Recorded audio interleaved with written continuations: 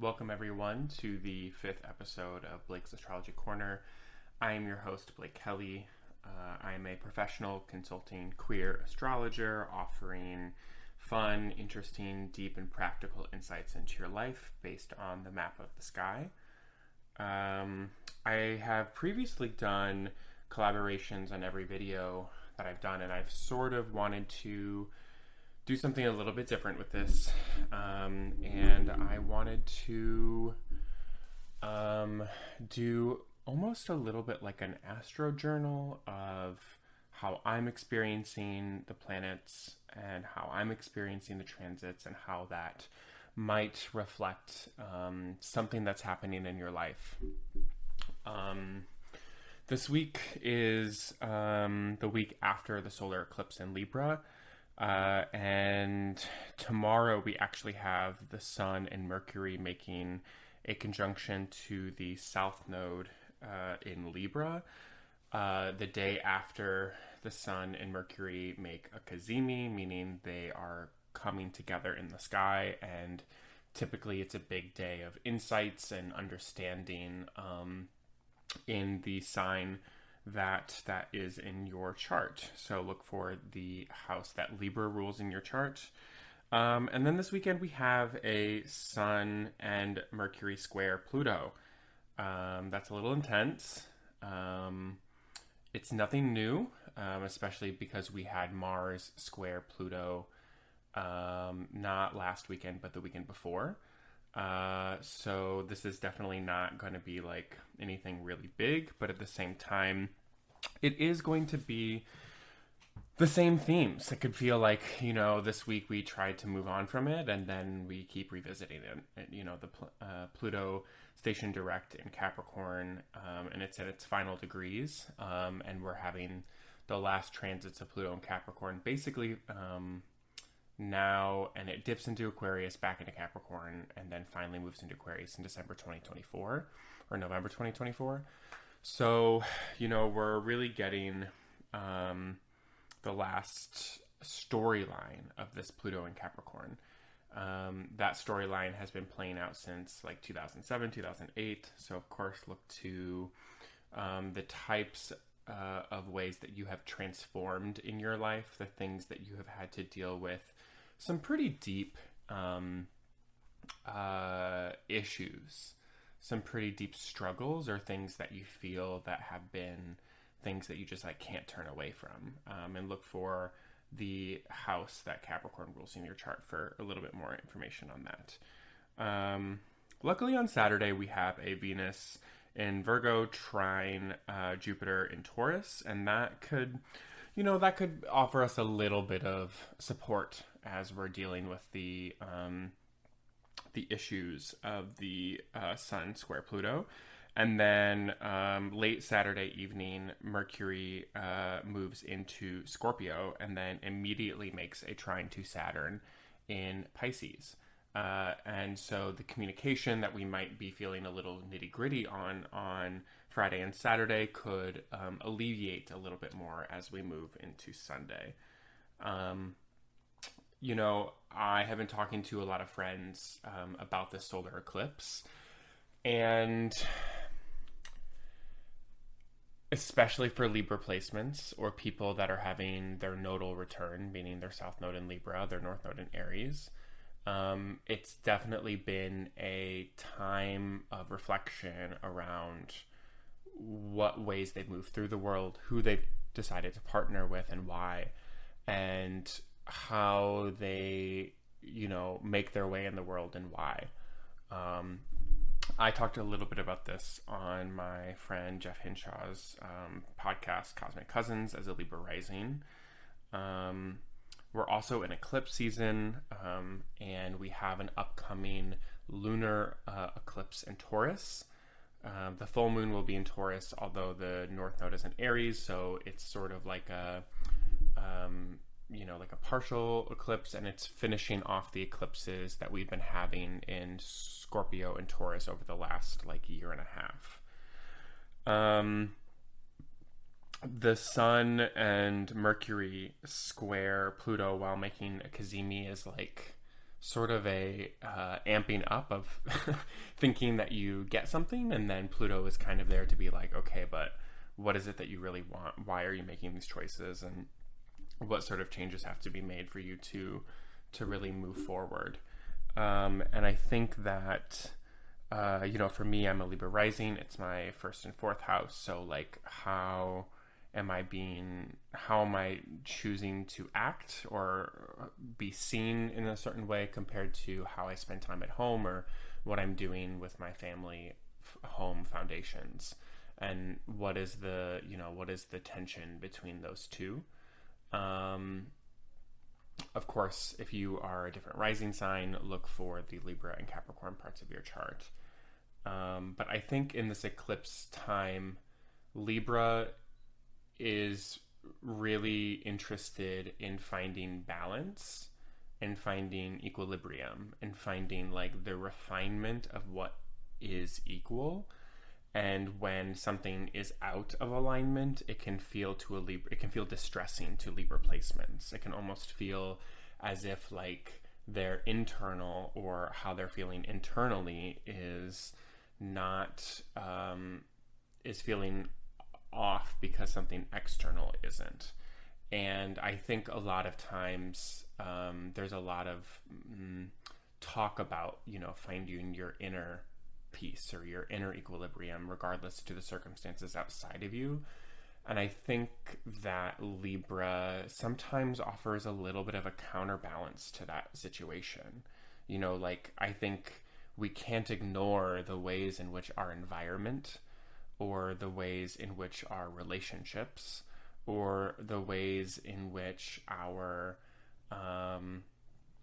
our external surroundings obviously have a deep impact on our well-being, regardless of how much we try to control, or we try to, remain neutral internally. And I think maybe my message as a Libra rising for myself is letting go of what it means to find equilibrium in your life externally, and actually how that's able to help me find internal peace. It sometimes feels, maybe a little paradoxical of letting go of external feelings of equilibrium, or trying to find that equilibrium and letting it not be equal, so that you can find the areas that you want to focus on, and let it be lopsided for a while. I think that that's been coming through in my part of my life for a really long time.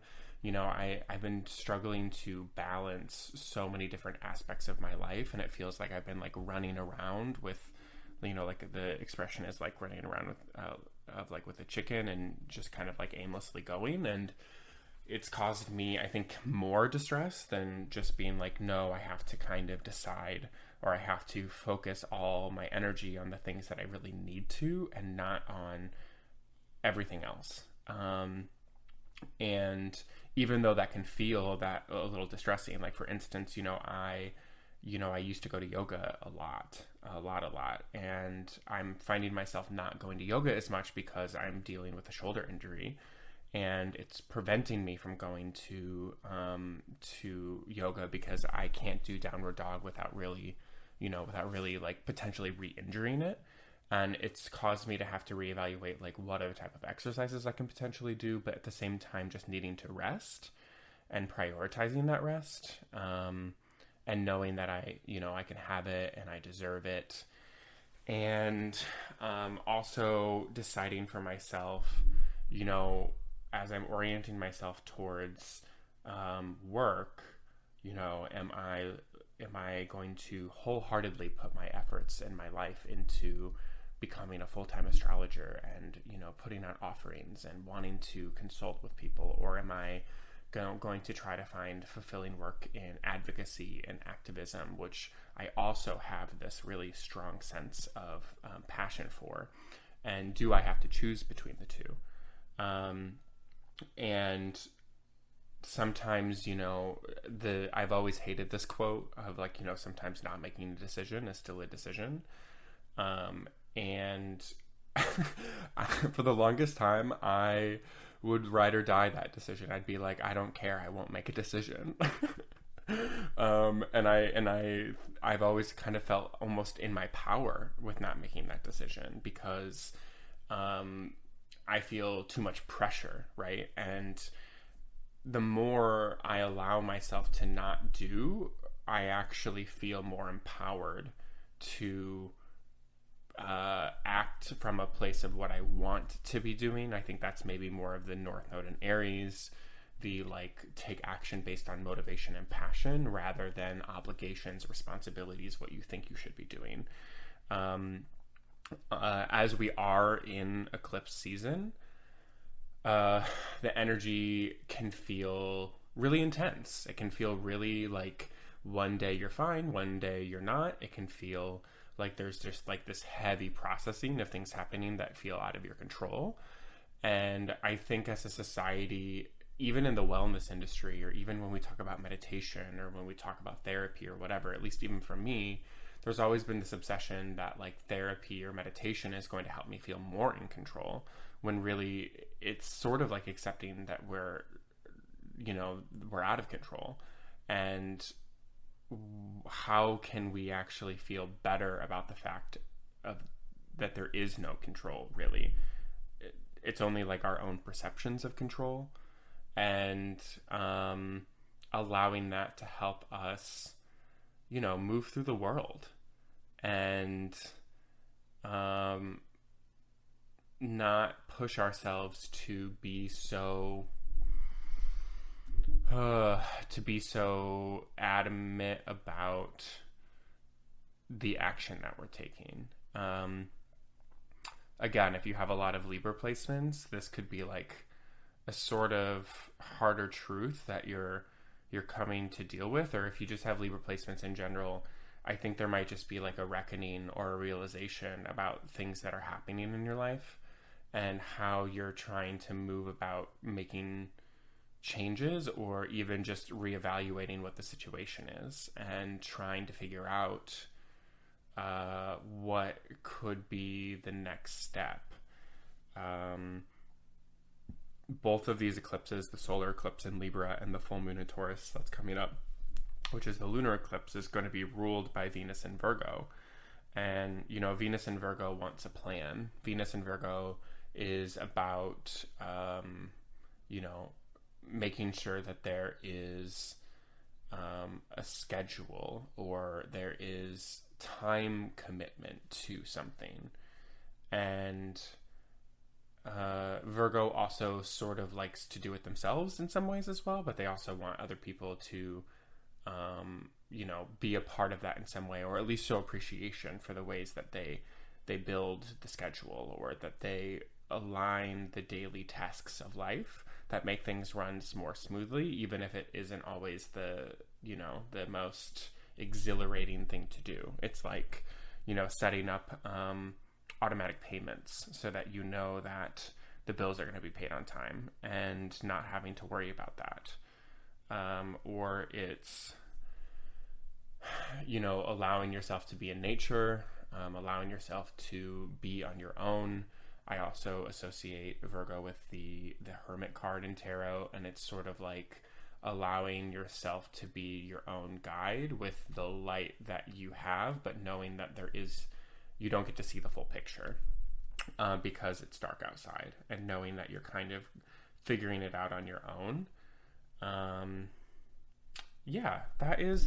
That's the big shot of the day, or of the week. If you're heading into this weekend and you're doing like weekend activities or stuff like that, just make sure you're allowing yourself time to really process what's coming up for you. If you do decide to go out and be super social, I think that it's still a fine time to do it, but just make sure you're having the communications you need to have with people, or journaling, or having the processing time that you need this weekend, as Sun, Mercury, Pluto square can be a little energy draining, while also feeling obsessive, while also feeling that there is tension that needs to be released in some way. and how you're able to transmute it or honor it, whatever way is helpful for you. I hope you all have a lovely, lovely week. Again, I do offer one-on-one consultations to explore your astrology chart. I do 60 and 90-minute sessions. I have a whole bunch of offerings, whether you want to just explore the chart for the first time that you've never really, looked at before, or you can, I just launched an offering for Libra season around finding activism in your chart. If you want to like grow in your capacity to be an activist or or lean into your social justice part of your chart. I also do family relationship or friend relationship readings. So that's looking at 2 different charts. I offer, of course, like a queer lens, a liberatory lens, and I would love to explore that all with you. I hope you all have a great day. Talk to you later. Bye.